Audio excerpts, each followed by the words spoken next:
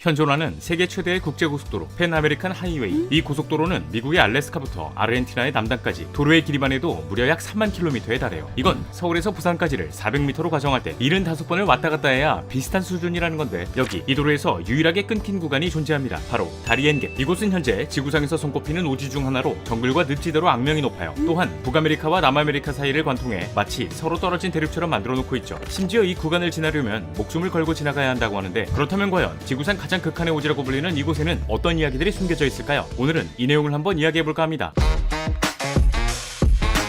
자, 오늘 저와 함께 살펴볼 지식 가이드는 다리엔갭입니다.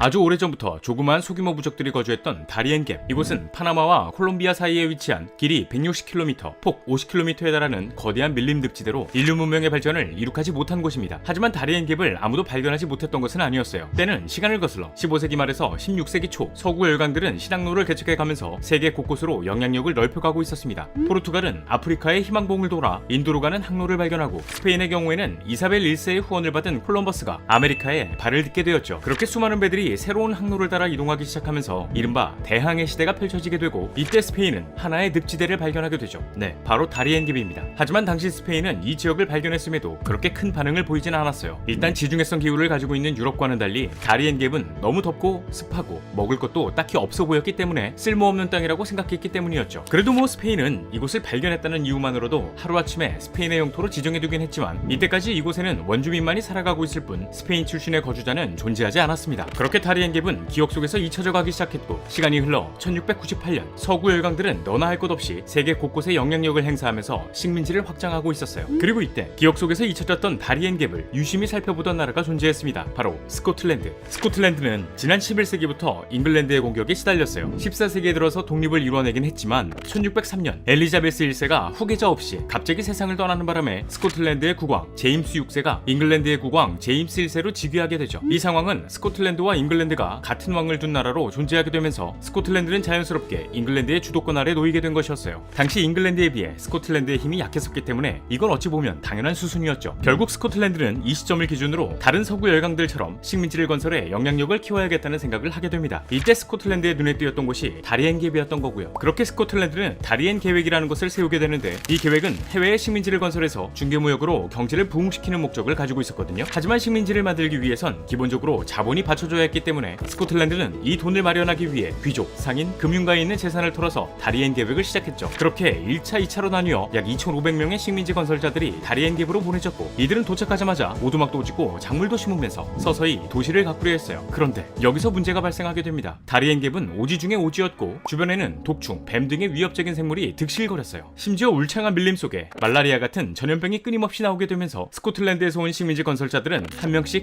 목숨을 잃어갔죠. 그러던 그 순간 스코틀랜드가 이곳에 도착하기 전 이곳을 발견했던 스페인이 등장합니다. 이들은 자신들의 식민지를 위협한다면서 스코틀랜드인들을 향해 공격하기 시작했고, 각종 전염병에 노출되어 고난을 겪던 스코틀랜드인들은 이에 아무런 대응을 하지 못한 채 패배하고 말았죠. 결국 나라 전체의 돈을 거의 다 때려박으면서까지 준비한 스코틀랜드는 이 계획을 실패하게 되면서 심각한 경제난에 직면하게 되었어요. 때마침 1690년대 7년 연속으로 찾아온 형작이 스코틀랜드의 숨통을 조여왔고요. 이로 인해 스코틀랜드는 수백 년 동안 싸워왔던 잉글랜드에게 도움을 요청할 수밖에 없었고, 지난 1707년 잉글랜드와 합병하게 되면서 그레이트 브리튼 왕국이 탄생하게 됩니다. 그렇게 스코틀랜드의 흔적이 지워진 다리엔갭은 서구 열강의 손이 닿지 않은 채 방치되는 듯 했어요. 그리고 이 지역은 오늘날 세계 물동량 5%를 차지하고 있는 운하를 품은 파나마가 차지하게 되죠. 사실 파나마라고 하면 콜롬비아로부터 독립한 이후 미국의 막대한 영향력을 받고 있는 나라죠. 파나마 운하는 1999년을 기준으로 파나마에게 반환되기는 했지만 여전히 미국의 영향력을 무시할 수 없어요. 파나마에는 군대가 없기 때문에 비상 상황이 발생하게 되면 미군이 투입되거든요. 이 말은 즉 파나마는 미운하고 운하, 미국에게 안보를 맡길 수밖에 없다는 거고, 전시 상황에서는 파나마 운하 운영권을 미국에 넘겨줘야 한다는 거예요. 결국 비상 상황을 대비해서 미국이 다리엔갭을 발전시킬 가능성이 있다고 볼 수 있는데, 실제로 이곳에 도로 건설을 추진했던 적이 한두 번이 아닙니다. 지난 1971년 미국은 자금을 투입해 도로를 놓으려고 했지만 환경운동가들의 극심한 반대로 무산되었던 적이 있었어요. 이곳은 지구상에 존재하는 오지 중에서도 오지라고 불릴 정도이다 보니 평소에는 볼 수 없는 희귀한 생물들이 많습니다. 사람의 손이 거의 닿지 않았으니까요. 게다가 이 지역에는 약 5개의 부족이 살고 있다고 있다고 하거든요. 이들의 숫자는 약 8,000명으로 자신들의 고유한 전통과 문화를 지켜오고 있다고 합니다. 때문에 지역 원주민들 보호 차원에서도 개발 계획이 무산되었다는 주장이 존재하죠. 하지만 다리엔갭 지역의 개발 계획은 여기서 끝나지 않았는데요. 지난 1978년 또 한 번 미국 개입으로 발전이 될 뻔했지만 구제역이라는 전염병이 돌면서 일단 급한 불부터 끄자라는 마인드로 계획이 뒷순위로 밀렸고 1992년 한 번 더 이곳에 도로를 놓으려고 했지만 이번엔 유엔이 환경 파괴를 우려해 강력한 반발을 이어가면서 개발 계획이 진행될 수 없었다고 해요. 결국 오늘날까지 다리엔갭은 미개척지로 남아있게 되었죠. 그런데 이 지역은 현재 세계에서 가장 위험한 길로 불리고 있습니다. 이곳은 도로도 없고 공권력조차 미치지 않고 심지어 이름 없는 무덤, 즉 신원이 파악되지 않는 사람들이 목숨을 잃고 있다고 하죠. 먼저 이 지역은 1845m의 다리엔 산맥을 비롯해 얕은 계곡과 정글 그리고 열대우림으로 형성되어 있어요. 또한 비가 오지 않는 날이 거의 없을 정도인데다가 너무 습해서 사람이 살기에 이곳만큼 척박한 지역이 없을 정도예요. 그러나 다리엔갭에는 지금 이 순간에도 목숨을 걸고 이동하는 이들이 있습니다. 네, 바로 이민자죠.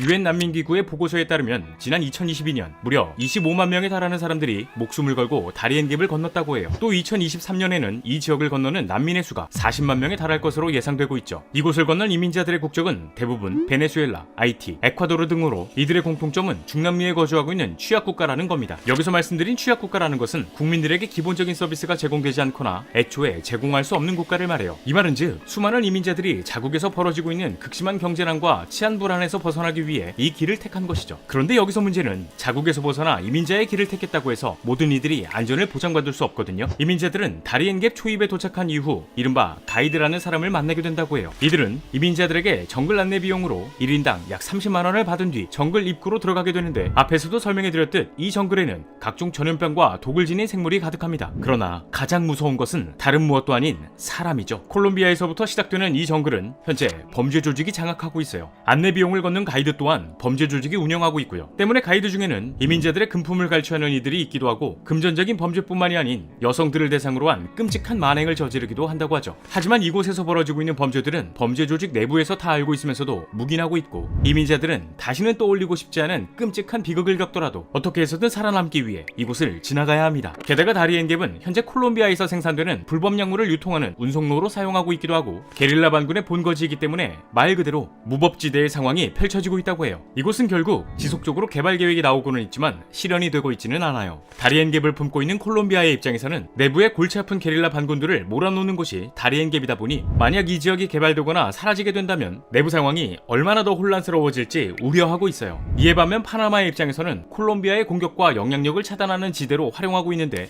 파나마의 가장 강력한 영향력을 행사하고 있는 패권국 미국 입장에서도 이 지역을 개발하는 데 있어 생길 수 있는 여러 리스크를 감수하려 하지 않고 있거든요. 다리엔갭을 개발하려면 일단 너무 많은 비용이 드는 것뿐만 아니라 만약 이 지역이 개발된다면 파나마와 콜롬비아의 접근성이 높아지기 때문에 이 스노우볼은 어디까지 굴러갈지 예측이 되지 않을 겁니다. 또한 안 그래도 해상을 통해 들어오는 각종 문제들이 만약 육로로 이어지게 된다? 그럼 불법 약물 문제라든지 범죄 조직의 유입이 훨씬 더 쉬워질 거예요. 때문에 다리엔갭은 현재 북아메리카와 남아메리카 사이를 관통해 서로 떨어진 대륙처럼 만들어 놓고 있죠. 그러다 보니 현존하는 세계 최대의 국제고속도로 팬 아메리칸 하이웨이의 연결 또한 미지수인 상황이고요.